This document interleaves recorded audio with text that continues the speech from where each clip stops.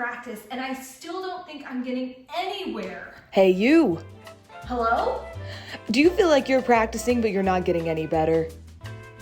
I mean, yeah, I guess. Then do we have the product for you? You do? At absolutely no cost to you, you can receive revolutionary practice techniques that will make your practice sessions 100 times better. All you have to do is watch this video. Keep watching to receive your practice techniques. Hey guys, I'm Alyssa Campbell and welcome back to my channel. Now, as you noticed in that intro, today's topic is on practice techniques. And I am so excited to talk about this because I cannot tell you how many times I've had a student walk into my office and say, I've been practicing so hard and I just don't know why I'm not getting any better. I can tell you exactly what the problem is. It's the techniques they're putting into practice during their practice sessions at home. So today I'm going to be talking about a couple of different methods that I use to help students use their practice time at home wisely. So I start by asking my students how long they are going in between practice sessions. If you practice on Monday, but then you don't sing or touch your instrument until Saturday, you're probably not going to see much improvement. I like to give the example of if you take a bite of an apple and then sit it on the counter for several days, are you going to want to come back to that apple and finish it?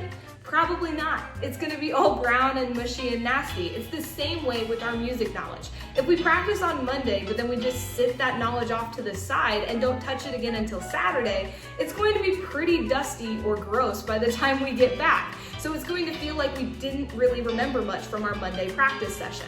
I always tell my students, try not to go more than 2 days in between practice sessions. I like to keep it to just 1 day in between practice sessions, but 2 days would be the absolute max. That way, that knowledge is still fresh every time you come back to practice it again, and you won't be forgetting all of the things you fixed on that first practice session. So after we have the time in between practice sessions fixed, the next thing to address is if the student is playing a song from beginning to end over and over again during their practice session. If this is the case, we might need to adjust how we're practicing.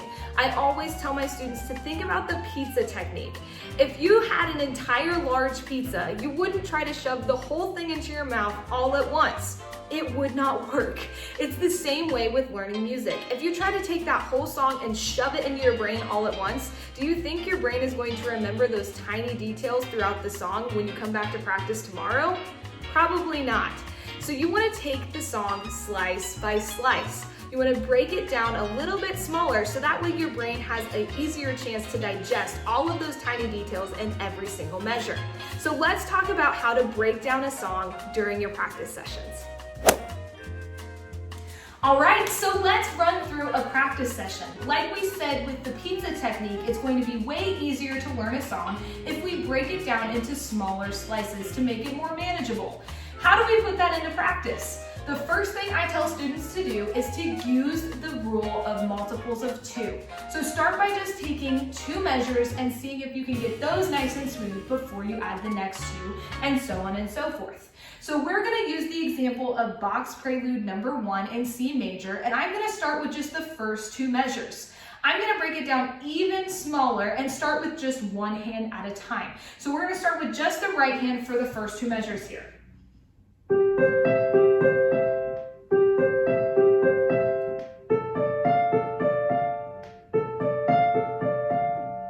Now that was pretty smooth for me. Now if you made a mistake in the right hand, make sure you keep going over it until it's nice and smooth before you move on to taking the left hand on those 2 measures. But since it was smooth for me, I'm going to go ahead and move on. So here's the left hand.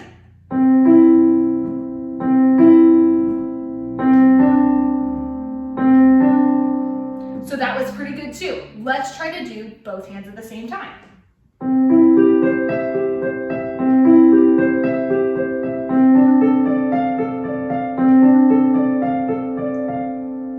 So that was pretty smooth. Those 2 measures are good to go. So now we can move on to the next 2 measures in the piece. So this time I'm going to try to add a couple of mistakes in so that way I can show you how I go about fixing them. So here's the next 2 measures. We're going to start with just the right hand again.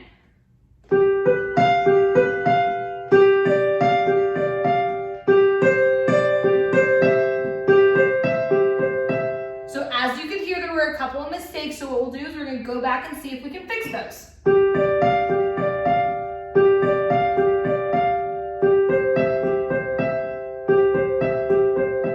And now that was pretty smooth. If you were still having a few issues, make sure you go back and continue to go over it until it's nice and smooth. Then we add the left hand.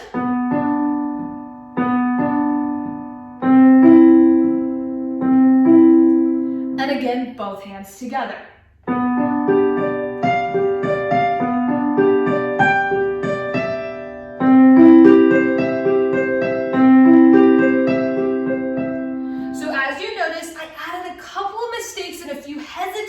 In there, so we can go back and try to fix those. So what we'll do, slow it down just a little bit.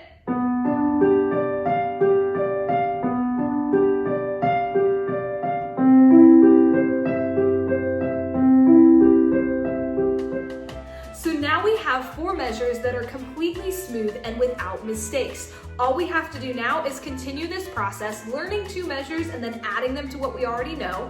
And before you know it, the whole first page of your song will be completely learned. I guarantee you, if you apply these practice techniques, you will be flying through your sheet music. So sometimes I have students who like to play things super fast. And when they come in and tell me, I've been practicing this section over and over again and it's just not smoothing out and it sounds super messy and I don't know what to do, I know exactly where to start, and it's with their speed. They're trying to practice through a new section of a song at the speed that the finished product should be, and that's just not going to help your practice session at all. So what I tell them to use is the slow motion technique. Take that segment and slow it down. This way, everything can be in sync. Your eyes can tell your brain what it's reading on the sheet music, and then your brain can tell your hands what to do. If you're doing that too quickly on a brand new segment of a song, you're not going to be able to learn it. You want to make sure you slow everything down and keep everything in sync. Now there are some cases where you'll be sitting down and practicing and you're just hitting a wall. You keep working on the same measures and it just doesn't seem like they're getting any better and you're getting frustrated, and by that point it's best to just step away and take a break for a minute. Whether you're stepping away and doing a different activity for a little bit or just switching to a different song that you feel more comfortable with, it's best to let your brain just take a break, and then when you come back to it, you may find, I don't understand why that was so hard before. You have it now. It's kind of a weird thing when you just give your brain a break. Sometimes it clicks. All right, you guys, so those are my tried and true practice techniques. If one of those practice techniques sounds like something you need to add into your practice routine, leave me a comment down below, and I'll be looking forward to seeing you in the next video. Happy practicing.